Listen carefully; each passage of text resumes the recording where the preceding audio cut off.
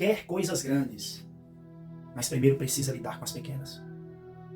Às vezes, quer vencer grandes batalhas, mas às vezes não consegue enfrentar as pequenas guerras, as pequenas batalhas.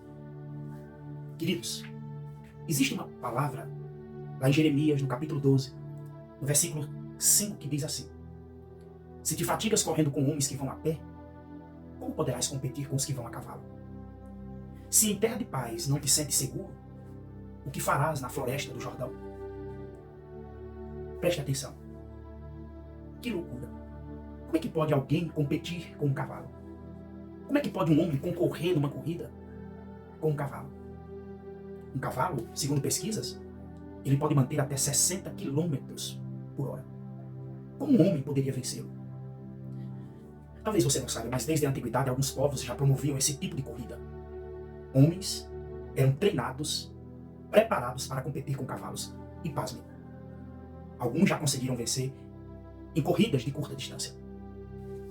O profeta Jeremias, ele viveu numa época de grande dificuldade e de grande caos. Jeremias era um dos poucos fiéis no seu tempo. Mas o que ele não conseguia entender era o ódio, a ingratidão de Israel por seu Deus. O que Jeremias não conseguia digerir, compreender, era como que aquele povo que tinha tanto conhecimento de Deus podia voltar-se contra Deus. Jeremias então ele foi se queixar com o Senhor. E depois de ouvir a sua queixa, a resposta de Deus a Jeremias foi: Jeremias, se os homens te fazem cansar, como então irá competir com cavalos? É sobre isso que eu quero falar com você. Correr com cavalos. Correr com cavalos fala de um desafio maior em nossas vidas. Correr com cavalos é aprender a lidar com as injustiças da vida. Fica claro no texto bíblico que eu acabei de ler para você que Jeremias ele entrou em uma demanda com Deus. Porque o que estava tirando a sua paz, a sua alegria e até a sua motivação é que Jeremias ele não achava justo algumas coisas que estavam acontecendo. Em outras palavras, Jeremias estava falando para Deus que ele não achava justo as pessoas fazerem coisas más, coisas ruins e se darem bem na vida, enquanto que ele, que era servo do Senhor, estava sendo perseguido, ameaçado e caluniado. Aliás, essa pergunta é uma pergunta milenar. Por que prosperam os ímpios? Por que pessoas más se dão bem? E Jeremias começa o capítulo 12 questionando algumas coisas. Ele começa perguntando por que prosperam os caminhos dos perversos. Ele pergunta por que vivem em paz todos os que procedem perfidamente. Escute bem. Desde que Adão pecou, o mundo nunca mais foi totalmente justo. A gente vai ver essa história se repetindo na Bíblia e fora dela. Caim era mau, Abel era bom, mas Abel morreu enquanto Caim viveu. Muitas vezes você não fez nada demais. Talvez você só quis ajudar. E no final da história, você é que sofreu. Aprenda a lidar com as pequenas injustiças desse mundo. Porque um dia você vai dar o seu melhor. Um dia você vai fazer de tudo para ajudar alguém, algumas pessoas. E no final, você será o vilão. Você é que vai sair como alguém que não presta. Mas nunca deixe que essas coisas impeçam você de fazer o bem. O apóstolo Paulo nos exorta, lá em Gálatas, no capítulo 6, verso 9. Ele escreveu assim: e não nos cansemos de fazer o bem, pois no tempo próprio colheremos se não desanimarmos. Correr com cavalos é ter resiliência na vida. Eu gosto dessa palavra. Jeremias foi um profeta levantado por Deus para avisar ao povo sobre o iminente cativeiro. O povo seria preso. O povo seria escravo, cativo.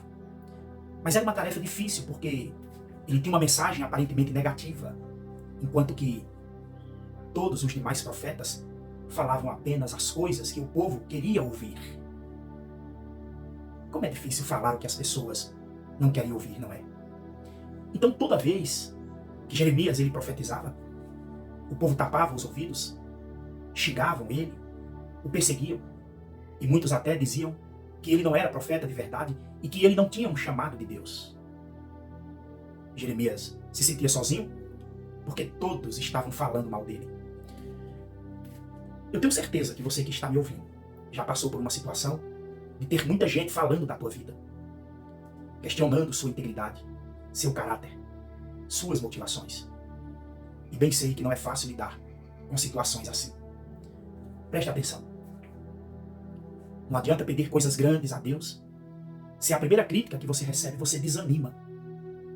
Não adianta pedir coisas grandes a Deus se você tem medo de enfrentar pequenas lutas. Existem 3 coisas que muitas pessoas têm medo de enfrentar. Coisas que mexem, que incomodam. Medo de críticas. O que é que vão pensar de mim? Medo de calúnia. De te acusarem do que você não fez, do que você não disse. Medo de fracassar. Então é melhor deixar como está e não correr riscos. Deus falou para Jeremias: não deixe as coisas bobas tirar você do propósito. Não permita que essas pequenas coisas que se levantam contra você roubem os propósitos de Deus para você. Essas palavras de Deus para Jeremias servem para todos nós. Precisamos de resiliência para enfrentar as adversidades da vida. Resiliência é a capacidade de aguentar o tranco, nada de vitimismo. Deus não disse para Jeremias: ô Jeremias, coitado de você, estou com pena. As pessoas estão falando mal de você. Não. Ele disse: levanta, porque eu tenho planos maiores, desafios grandiosos para a sua vida. Chega de mimimi, Jeremias. Chega de ficar procurando um culpado para justificar a nossa desistência. Isso é forte. Infelizmente, a nossa geração é muito sensível a tudo. Hoje a gente não pode falar nada. Hoje a gente não pode repreender ninguém. Uma geração sem resiliência, que não aguenta tranco. Quer um exemplo? Muitos vão trabalhar numa empresa e quando o chefe chama a atenção, eles pedem demissão. E quando você faz isso, você nunca vai crescer, você nunca vai poder competir com os cavalos. Hoje você está correndo com homens que vão a pé. Amanhã você vai competir com os cavalos, correr com os cavalos, porque Deus tem desafios maiores para você. E você precisa aprender a ter perseverança hoje. Eu acho maravilhosa essa passagem, porque ela vem nos desafiar quando somos tentados a desistir. Se não podemos enfrentar pequenas dificuldades, como que podemos esperar enfrentar as grandes? Se nos envergamos sobre os golpes triviais da vida, como vamos aguentar os duros golpes? Isso é para você. Quanto maior o alcance do seu chamado, quanto maior o impacto do seu ministério, maior serão as resistências, maiores serão as lutas, maior serão os testes pelos quais você terá que passar. Jeremias foi um profeta conhecido pelo seu choro. Ele se lamentava tanto que tem um livro que é chamado Lamentações de Jeremias. É muito interessante, porque nesse texto o Senhor ele não se une ao lamento de Jeremias para reforçar seu choro.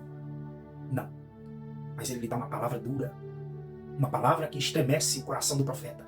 Se te fatiga com homens que vão a pé, como poderás competir com os cavalos? Se em terra de paz não te sentes seguro, que farás na floresta do Jordão? Vou falar sobre isso. Quando o Jordão ele transbordava, as terras em volta ficavam encharcadas, viravam pântanos.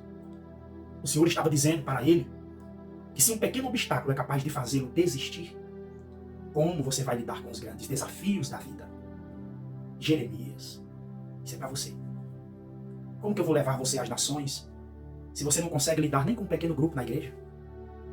Como que eu vou usar você para um grande mover se você não se dá conta nem de vir para o culto no domingo? Como que eu vou gerar um mover através da sua vida se você não consegue fazer um jejum?